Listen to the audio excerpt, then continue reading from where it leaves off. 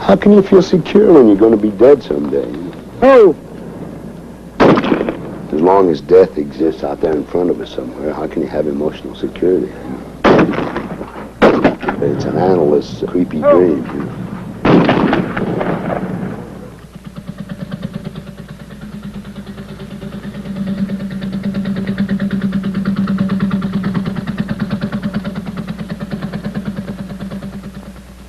Every other man in the world, even a painter, could at least live while he worked, but not a writer. You had to be everybody and everything, and hence you were nobody and nothing. An outsider divorced from life and living by the very life and living you were trying to create. Doomed forever not to partake, only observe. The quotations are from Some Came Running, the second of James Jones's 5 novels. The first, From Here to Eternity, made him famous and earned him a fortune. For writing the screenplay, he won an Oscar. He now lives in Paris. Jones is 46. He has been compared to Thomas Wolfe, who had inspired the young, unread Army private. His work has the same huge canvas, and often the same groping mass of words. Like Wolfe's, his work springs from small-town life, but it's a life which Jones was dedicated to escape from and to expose. My early life was the slow and painful discovery of the fact that human beings are not really so human after all, you know. And I think everybody has to go through that by their own definition in their own dictionary, you know. And once you learn that, I think you can cope with it, but it's often a painful discovery, you know, especially when you're an adolescent. He grew up in Robinson, Illinois, where his family had lived for generations. Jones has said, "I grew up in an atmosphere of hot emotions and boiling recriminations, covered with the thin but resilient skin of gentility." His father was Irish, his mother of an old German family. She was a pig, a real terrible person. Self-centered. All the worst things of American women she had. You know, they were a rather strange generation, you know. They sort of grew up in the early 1900s and 1910s with all this kind of old-fashioned Victorian crap, you know. And all I know is that they were all unhappy. It's like something out of Faulkner, for Christ's sake. And my father was a dentist. And then when my grandfather left a lot of money, but he died in the summer of 1929, and all the money was in pencil stock. So all that went, you know. And I suppose if the money had survived the crash, they would have been sort of genteel drunks, you know, whatever. But without the money, then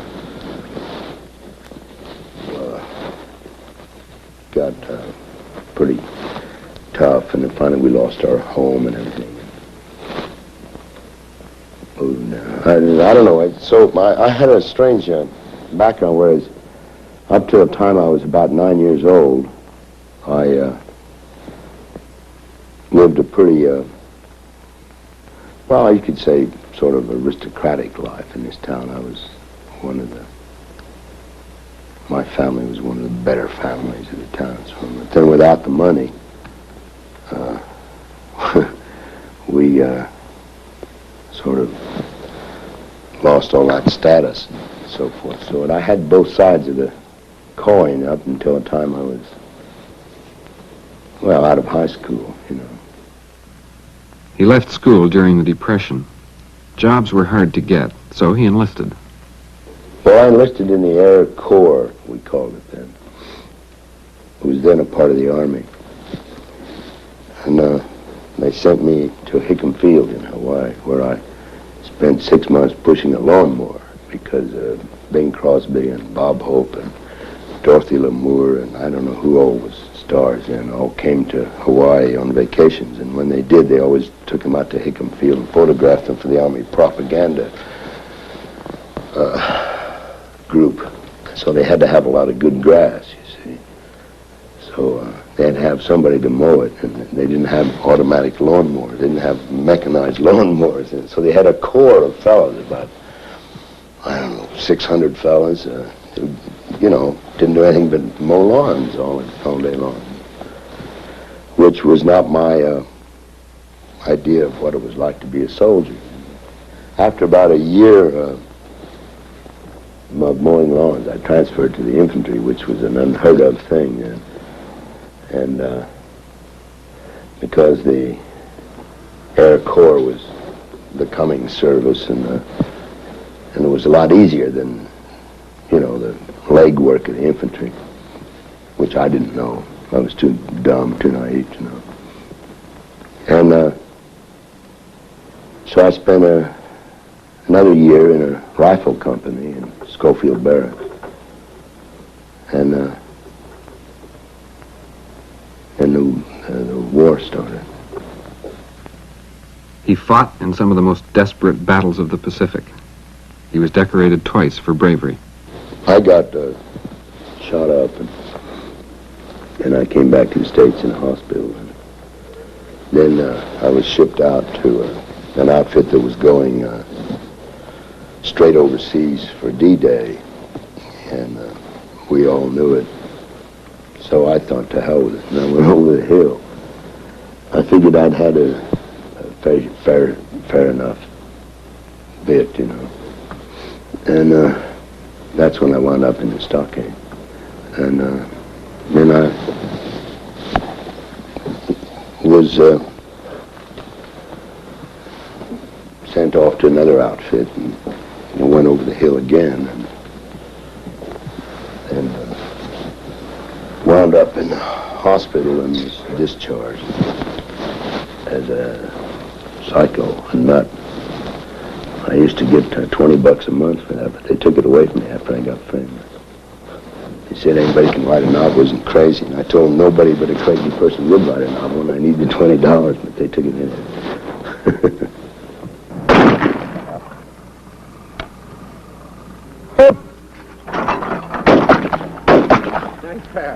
I took him anyway. So I might as well save a bird. Jones indulges sport with the expertise, if not the fanaticism, of Hemingway. Unlike Hemingway's, the heroes of his books don't seek to prove themselves.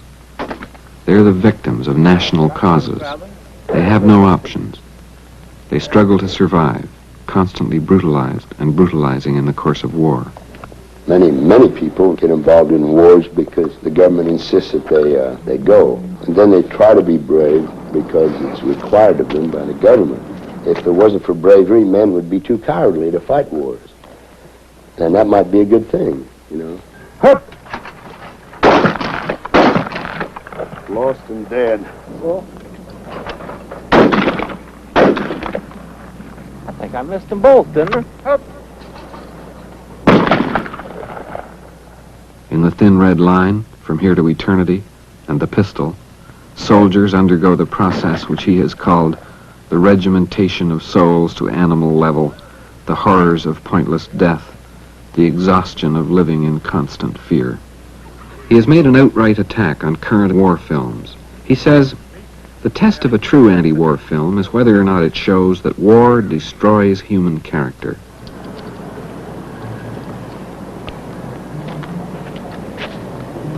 I think it's impossible for us to say today how much the unconscious development and promulgation of sexual frustrations have had to do with causing war in our society. I'm part of the whole theory of Go to the Widowmaker is that men, at any rate, and in many cases women, who are unhappily married or who don't have a